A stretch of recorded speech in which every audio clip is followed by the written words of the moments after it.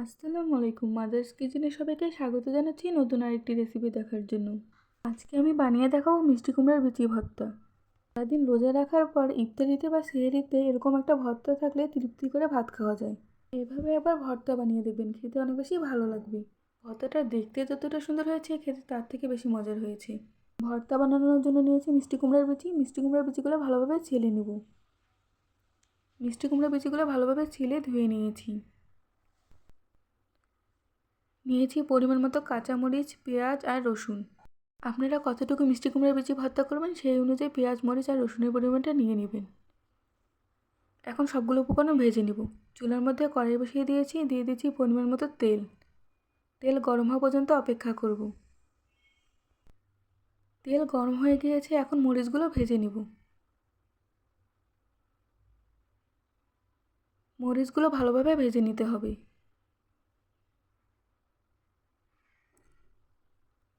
মরিচগুলো ভেজে নেওয়া হয়ে গিয়েছে, এখন তুলে নেব।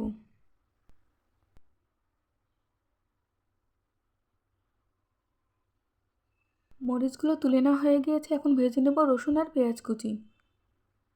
আগে দিয়ে দিচ্ছি রসুন।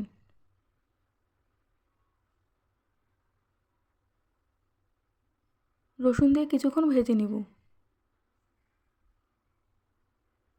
কিছুক্ষণ রসুন ভেজে নেওয়া হয়ে গেলে দিয়ে দেবো পেঁয়াজ কুচি।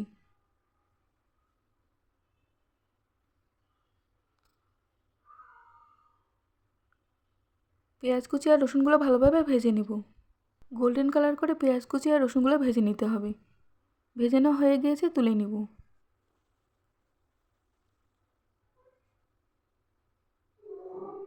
এখন কুমড়োর বিচিগুলো ভেজে নেব। দিয়ে দিচ্ছি কুমড়োর বিচি। ভালোভাবে কুমড়োর বিচিগুলো ভেজে নেব।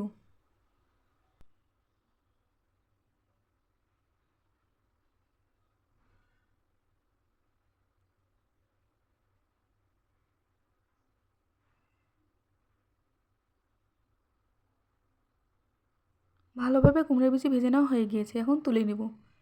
কুমড়োর বিচি আর মরিচ, পেঁয়াজ, রসুন ভেজে নেওয়া হয়ে গিয়েছে। এখন ভর্তা করে নিব। আমি শিলপাটায় ভর্তা করে নিব। আপনারা চাইলে ব্লেন্ডারেও ভর্তা করতে পারেন। শিলপাটায় ভর্তা করলে ভর্তাটা খেতে অনেক বেশি ভালো লাগে। দিয়ে দিচ্ছি ভেজে রাখা মরিচ। দিয়ে দিচ্ছি পরিমাণ মতো লবণ। মরিচগুলো এখন ভালোভাবে বেটে নিব। মরিচগুলো ভালোভাবে বেটে নেওয়া হয়ে গিয়েছে। দিয়ে দিচ্ছি ভেজে রাখা রসুন আর পেঁয়াজ কুচি। রসুন আর পেঁয়াজ কুচিগুলোকে ভালোভাবে বেটে নেব।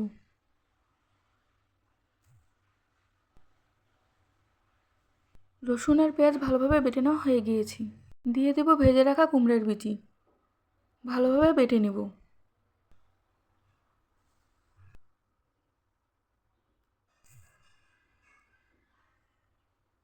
কুমড়োর বিচি বেটে নেওয়া হয়ে গেলে সবগুলো উপকরণ একসাথে নিয়ে ভালোভাবে বেটে নেব।